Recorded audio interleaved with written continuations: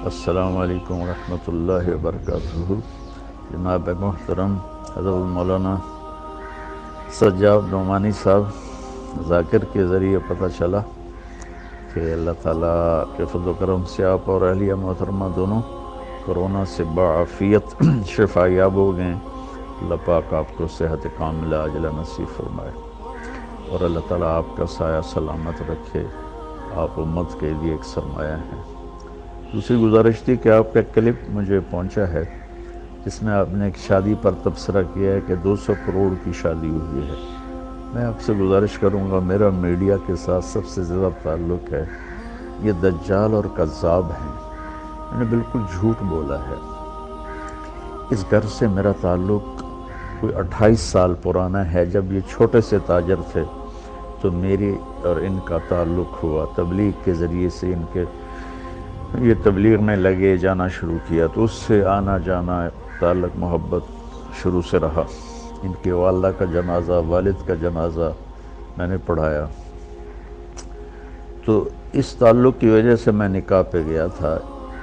میں نے ان سے پوچھا جب یہ خبر پھیلی کہ 200 کروڑ کی شادی، تو انہوں نے کہا مولانا ہماری صرف ٹوٹل 10 کروڑ اس پہ لگا ہے اور یہ بالکل بکواس ہے۔ ان کا بیٹا آگے میرے بھتیجے کا بہت قریبی دوست ہے۔ پھر یہ بھی خبر تھی کہ 10 لاکھ مولانا طارق جمیل کو نکاح کا دیا ہے۔ مولانا اس سے بڑا جھوٹ اور کیا ہوگا؟ کہ آپ نے ایک حدیث کوٹ کی، بیس الفقیر علی باب الامیر۔ اللہ کا شکر ہے، اللہ نے مجھے ایک اچھے گھر میں پیدا کیا۔ اللہ تعالیٰ مجھے بڑے بول سے بچائے، عجب سے بچائے، اللہ مجھے تکبر سے بچائے، تکبر سے بچائے۔ ورنہ اللہ تعالیٰ نے خوشحال زندگی عطا فرمائی۔ ہم جدی پشتی ذمہ دار ہیں اور اللہ نے اپنا فضل فرمایا کہ مجھے اس راستے پر پھیر لیا، اس کا کرم اور احسان ہے۔ تو میں تو اپنے تعلق کی وجہ سے گیا تھا اور مجھے بھی وہ منظر اتنا اچھا نہیں لگا، لیکن جو کہا جا رہا ہے 2 ارب کی شادی ہوئی اور مولانا طارق جمیل کو 10 لاکھ دیا گیا، یہ سب جھوٹ ہے۔ حضرت آپ میڈیا کی خبر پر کبھی کوئی تبصرہ نہ کیا کریں، کبھی کوئی کلپ ریکارڈ نہ کروایا کریں۔ یہ 95-99% جھوٹ بولتے ہیں۔ تو اس لیے مجھے تو ان محفلوں میں جانا ہوتا ہے۔ ہمارے اکابر میں شاید ہی کوئی طوائفوں کے پاس گیا ہو۔ مولانا میں طوائفوں کے محلے میں جاتا ہوں۔ میں ان میں 10 سال سے محنت کرتے کرتے کرتے یہاں تک لایا کہ میں نے ان کے وظیفے مقرر کیے اور ان سے برائی چھڑوائی۔ تو اللہ کے فضل و کرم سے مجھے تو مولانا ہر جگہ جانے میں کوئی عار نہیں ہے، چونکہ مجھے تو پیغام پہنچانا ہے۔ تو اگر میں طوائفوں کے پاس جا سکتا ہوں، مجھے کوئی اس میں عار نہیں، تو میں وہاں بھی جا سکتا ہوں جب مجھے اللہ کی بات ہی کرنی ہوتی ہے، اور کیا کرنا ہوتا ہے۔ تو اس لیے یہ ایک اختلاف رائے ہے، نہ کہ کوئی مخالفت ہے۔ میں اس سے اختلاف کرتا ہوں کہ ایسی محفلوں میں نہیں جانا چاہیے، بطور شریک نہیں جانا چاہیے، لیکن اگر آپ نے اللہ کی بات سنانی ہے تو ضرور جانا چاہیے۔ تو لیکن 10 لاکھ مجھے دیا، بالکل بکواس ہے۔ 200 کروڑ شادی پہ لگا، بالکل بکواس ہے۔ ہاں انہوں نے مجھے بتایا کہ 10 کروڑ لگایا ہے، اور وہ کھربوں پتی لوگ ہیں، 10 کروڑ ان کے لیے کیا مسئلہ ہے، لیکن بہرحال پھر بھی اسراف تو ہے۔ میں پرانے تعلق کی وجہ سے گیا ہوں، تو میں معذرت کے ساتھ میں صفائی پیش نہیں کیا کرتا، میں اپنے پر بات لے لیا کرتا ہوں، لیکن اللہ کے نیک بندوں کے دل میں کوئی بات آ جائے تو وہ میرے لیے نقصان دہ ہے۔ میں نے اپنی صفائی پیش کرنے کے لیے بات عرض کی ہے کہ 2-4 لقمے روٹی کے کھائے تھے اور اسی پاؤں پہ میں واپس آ گیا تھا، اور ان پر بھی یہ بالکل جھوٹا الزام ہے کہ انہوں نے اتنے پیسے خرچ کیے۔ اور میں معذرت کے ساتھ پھر معافی چاہتا ہوں اگر میری کوئی بات بری لگی ہو۔ میں نے کوئی کسی عجب کی وجہ سے یہ نہیں بتایا کہ میں طوائفوں کے پاس جاتا ہوں یا فلمی اداکارائیں ہیں وہاں جاتا ہوں، گلوکار ہیں، گانے والے، گانے والیاں، سب کے پاس میں جاتا ہوں، ان سے بات کرتا ہوں، تو ان کے بڑے اچھے نتائج ہیں۔ اور باقی ہدایت تو اللہ دیتا ہے، میرے ذمہ تو ہے بلغ ما انزل الیک من ربک، میرے ذمہ تو اتنا ہی ہے۔ اللہ تعالیٰ مجھے آپ کو اپنی حفظ و امان میں رکھے۔ السلام علیکم ورحمۃ اللہ وبرکاتہ۔ وعلیکم السلام ورحمۃ اللہ وبرکاتہ۔ حضرت مولانا، میں سب سے پہلے تو آپ کا بہت ممنون و مشکور ہوں کہ آپ نے بہت مسلسل مشغولیت کے باوجود میری اصلاح کے لیے یہ صوتی پیغام ارسال فرمایا۔ اللہ تعالیٰ آپ کے رتبے بلند فرمائے۔ میں صاف لفظوں میں اپنی غلطی کا اعتراف کرتا ہوں اور آپ سے دست بستہ معافی کا طالب ہوں۔ یقیناً مجھ سے یہ غلطی ہوئی کہ میں نے میڈیا کی روایت پر بھروسہ کر لیا۔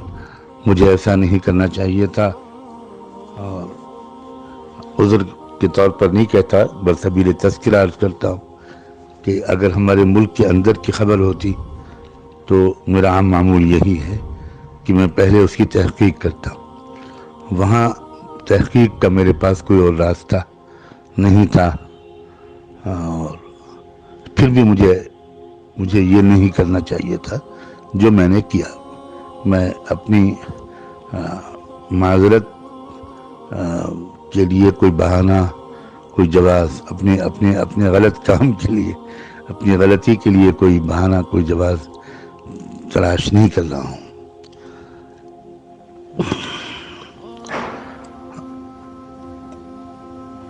یہ بھی میں تذکرہ کر دوں کہ یہاں ہمارے ملک کی جو صورتحال ہے، حالات ہیں، اس میں ہم لوگوں کو بہت شرمندگی اس لیے بھی ہوتی ہے کہ یہاں کروڑوں کی تعداد میں، بلا مبالغہ کروڑوں کی تعداد ایسے غیر مسلموں کی ہے کہ جو کروڑ پتی ہیں، ارب پتی ہیں، کھرب پتی ہیں، مگر وہ ایسی تنظیموں سے وابستہ ہیں، تحریکوں سے وابستہ ہیں۔ ان کے اندر ایسا شعور، قومی شعور بیدار ہو گیا ہے کہ انہوں نے اس عہد نامے پر دستخط کیے ہیں اور اس عہد کو نبھاتے ہیں کہ وہ اپنے بچوں کی شادیوں پر بہت کم رقم خرچ کریں گے۔ یقین بھی آنا مشکل ہے وہ انسان جو 5 کروڑ 10 کروڑ خرچ کر سکتا ہے، وہ بھی عام طور پر 4-5 لاکھ یا 10 لاکھ سے زیادہ خرچ نہیں کرتا، اور اس پر کڑی نگرانی بھی رکھی جاتی ہے۔ تنظیمیں اپنی ممبرشپ سے ایسے شخص کو نکال دیتی ہیں، اس کا سماجی مقاطعہ، بائیکاٹ کیا جاتا ہے، اور وہ لوگ اپنی وسائل کو قومی تحریکوں کی مضبوطی میں خرچ کر رہے ہیں۔ میں براہ راست واقف ہوں ان تحریکوں سے، ان میں لگے ہوئے لوگوں سے، بعض وقت ان کے قائدین سے میرا ملنا جلنا ہوتا ہے، اور دعوتی مقاصد سے اور ملک کی فضا کو زیادہ بگڑنے سے بچانے وغیرہ کے مقاصد سے میں ان سے کبھی کبھی ملتا ہوں۔ تو یہ باتیں مجھے اندر سے معلوم ہوتی ہیں کہ اس قوم کے اندر، بہت بڑے بڑے سرمایہ داروں کے اندر یہ شعور بیدار ہو گیا ہے کہ ہمیں ان رقموں کو اپنی قوم کی مضبوطی میں استعمال کرنا ہے، اور یہی وجہ ہے کہ وہ کہاں سے کہاں پہنچ گئے۔ اور ہم مسلمانوں کا اس سلسلے میں جو حال ہے وہ ناقابل بیان ہے۔ ہمارے ہاں بھی یہی صورتحال ہے۔ ہمارے یہاں تو خیر اتنے سرمایہ دار ہوتے ہی نہیں، اور اگر وہ سرمایہ دار بہت ہوتے بھی ہیں تو ان کے اندر کوئی قومی شعور آیا ہو اور وہ اپنے مال کے صرف کا رخ انہوں نے اجتماعی اور مجموعی فلاح و بہبود کے لیے استعمال کرنے کو ترجیح دی ہو، ایسے لوگ کوئی خال نظر آتے ہیں۔ اب میرا چونکہ رابطہ رہتا ہے، تو جب وہ خبر آئی تو مجھ پر یلغار ہوئی، اور دونوں طرف سے ہوئی، مسلمانوں کی طرف سے بھی ہوئی، اور اس کی ایک وجہ یہ بھی ہے کہ میں شاید اب تک تقریباً چند سو نہیں بلکہ چند ہزار لوگوں کو اپنی اصلاح کے لیے آپ کے بیانات کے سننے کی طرف باصرار متوجہ کر چکا۔ اکثر میں لوگوں کو متوجہ کرتا ہوں کہ وہ آپ کے بیانات کو پابندی سے سنیں، انشاءاللہ ان کی زندگی میں تبدیلی آئے گی۔ ایسے بہت سے مسلمانوں نے بھی مجھے مجھے فون کیا، احتجاج کیا، اپنی حیرت و استعجاب کا اظہار کیا، اور بہت سے غیر مسلموں نے بھی مجھے فون کیا اور اپنے تعجب کا اور ناپسندیدگی کا اظہار کیا. تو بس وہ فوری طور پر ایک تاثر تھا اور میں نے وہ گفتگو نشر کر دی. لیکن اب میں بڑی حد تک شرمندگی محسوس کر رہا ہوں، اور آپ کی طبیعت میں تقدر آئے یا آپ کے بارے میں کوئی بات کہوں میں، تو یہ تو مجھے بہت ہی زیادہ بہت دکھ ہو رہا ہے محسوس کر کے کہ میں کیسے اس کی تلافی کروں. بہرحال فی الحال تو میں آپ سے معافی کا طالب ہوں اور آپ کی دعاؤں کا، محبتوں کا محتاج ہوں. بلا شبہ رائے الگ الگ ہوتی ہے، ذوق الگ الگ ہوتا ہے، اور ہر رائے کی اور ذوق کی بڑی حد تک گنجائش بھی ہوتی ہے. ہم نے اپنے یہاں یہ بھی دیکھا کہ ہمارے جو اکابر ایسی تقریبات میں شرکت نہیں کرتے تھے تو اس سے بھی اصلاح ہوتی تھی.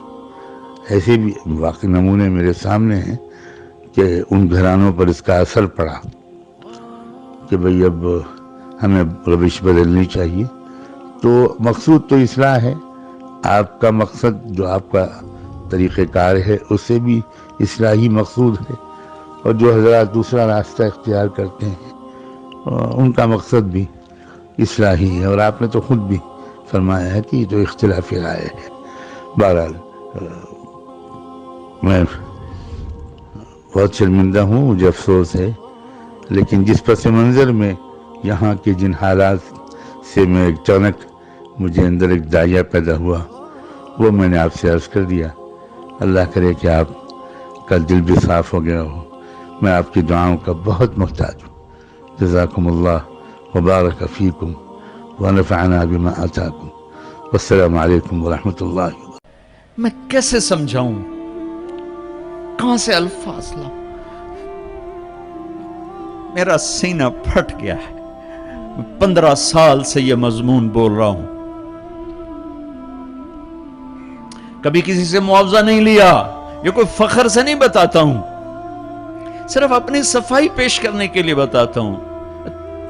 تیسری دفعہ بھائی عقیل، ان کی میں سخاوت کی وجہ سے ان کی قدر کرتا ہوں. میں اس لیے آ جاتا ہوں کہ یہ سخی آدمی، اور سخی سے اللہ پیار کرتا ہے. لیکن مجھے ٹکٹ کبھی نہیں دیا، میں اپنی ٹکٹ پہ آتا ہوں کہ میں نے اس کا معاوضہ اللہ سے لینا ہے، اس سے تھوڑا ہی لینا ہے کہ جاتے ہوئے لفافہ میری جیب میں ڈال دے.